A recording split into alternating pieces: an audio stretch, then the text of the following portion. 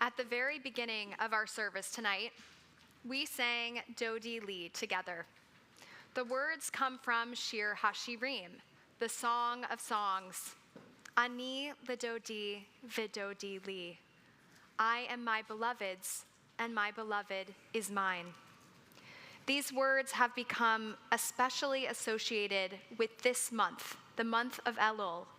The first letters of Ani l'Dodi v'Dodi li in Hebrew, Aleph, Lamed, Vav, Lamed, spell Elul.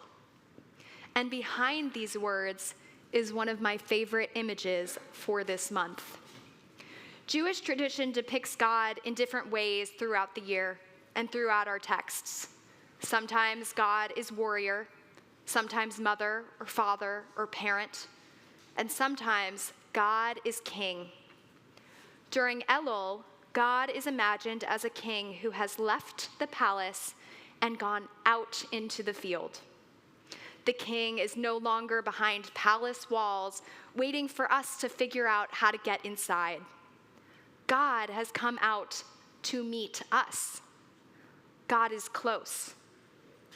Therefore, we needed to ask, how can I get to God? Because God is already coming toward me. And I think that gives us a beautiful way into this week's Torah portion. In Ki Teitzei, we read, "You shall not see your fellow's ox or sheep gone astray and ignore it. You must take it back to your fellow." And a few verses later, "You shall not see your fellow's donkey or ox fallen on the road and ignore it. You must help your neighbor raise it."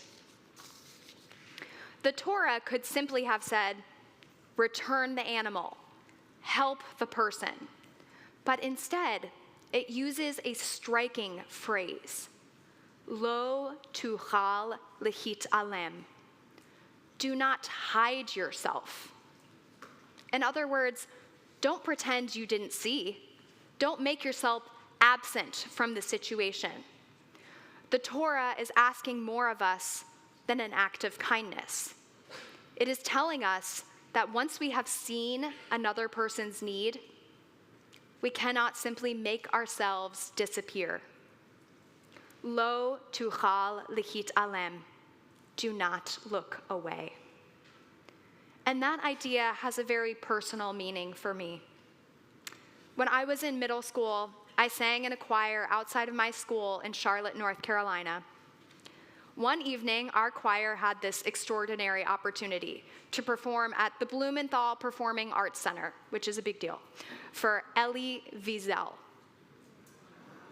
I remember being a kid in this enormous theater, performing for someone whose name I barely knew, but whose name I knew, but whose significance I was too young to really understand.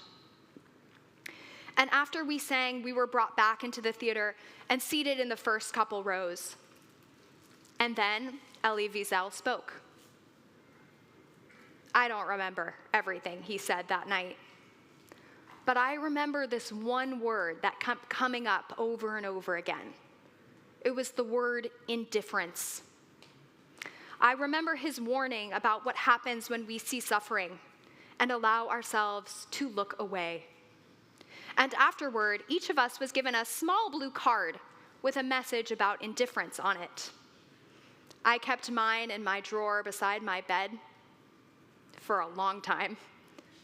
It was just a little blue card, but somehow it became a personal commandment. If I see something that is wrong, I cannot simply look away. If I see someone being hurt, I have a responsibility to act. And that means to step in, to intervene, or to get someone else who can help. I was a middle schooler when I heard that message. And now, many years later, I find Torah asking something remarkably similar of me. Lo tuchal להתעלם. Do not look away. Because looking away is easy. We see someone struggling and think, someone else will help. We hear someone say something cruel and think, it's not my business. I don't want to get involved.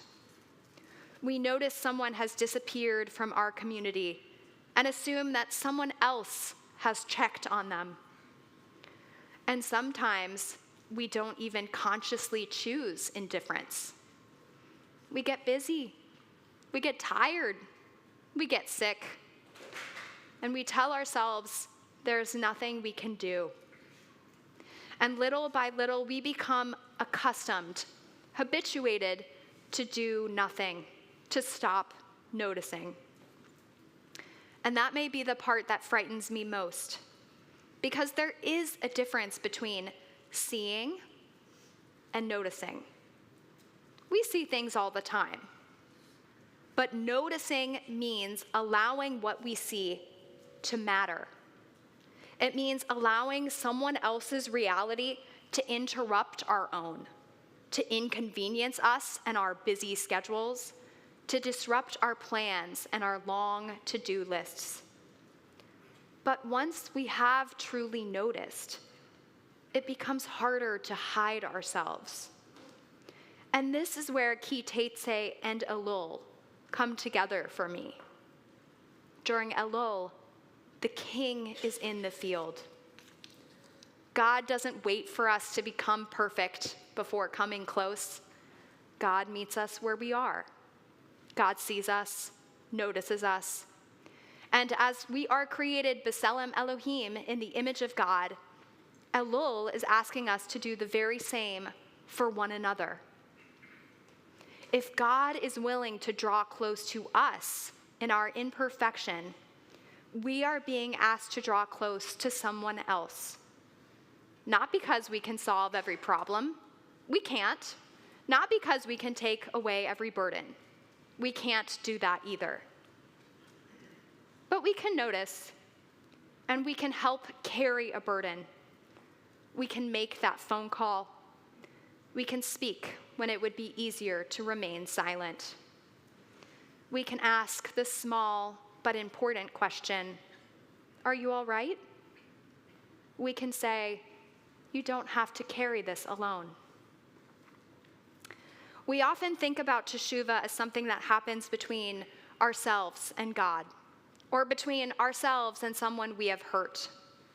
But perhaps there is another kind of Teshuvah. Teshuvah from indifference. I think back to that night in Charlotte. I didn't know that years later I would still remember something Elie Wiesel taught me. I didn't know that little blue card I put in my drawer would become a kind of personal Jewish text. And I certainly didn't know that one day I would encounter a verse in Torah that seemed to speak to the same part of me. But maybe that's how Jewish memory works. Someone teaches us something, we carry it with us. And years later, we discover that the teaching has become a part of who we are. Elie Wiesel taught me to be suspicious of indifference. Ki Teitzei, Elul, and this season of Teshuvah give me language for it. Lo tuchal lehit'alem. Do not hide yourself. This Shabbat, in this season of turning and returning, may we have the courage to choose to come close to one another. Lo tuchal lehit'alem. Do not look away. Shabbat shalom. Shalom.